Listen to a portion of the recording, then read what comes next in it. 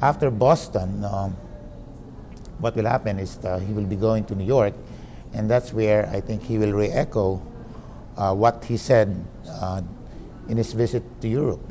It's all about the triumph of the Philippines, particularly the ascendancy of the country in terms of economic development.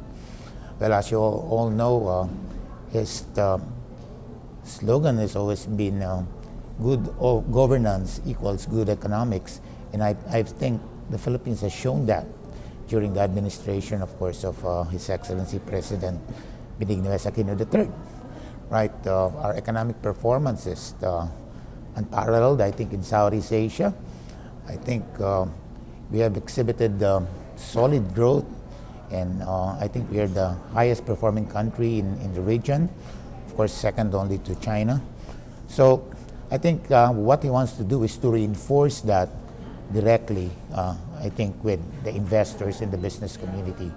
That's the reason why in New York, what he will essentially do is he will have interviews with the media.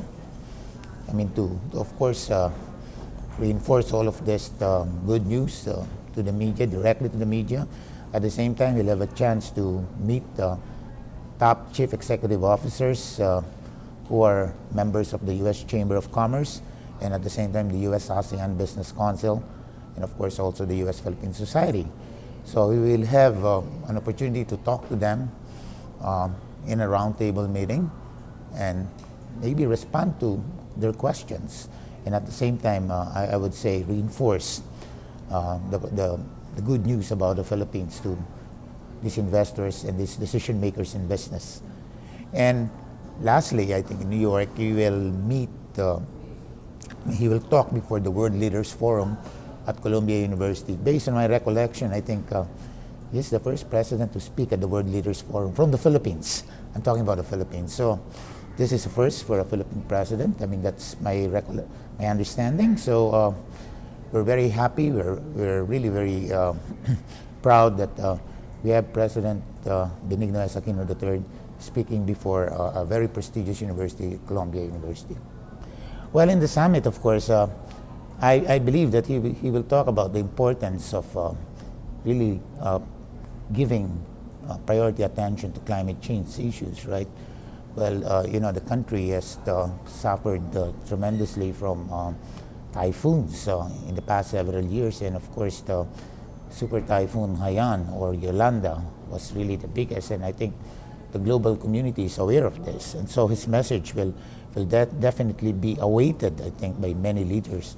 As you know, the summit will, of course, involve heads of states and heads of government. So he will have a chance to not only, of course, state our position there, but at the same time have an opportunity to interact with these world leaders.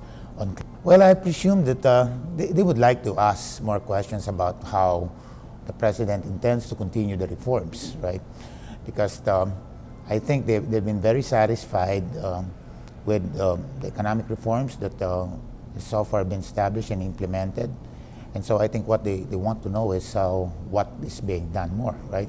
So I think the mere fact that he's meeting with these top executives coming from these prestigious business organizations is an indication of the strong interest of, I would say, international investors and traders on the Philippine economy.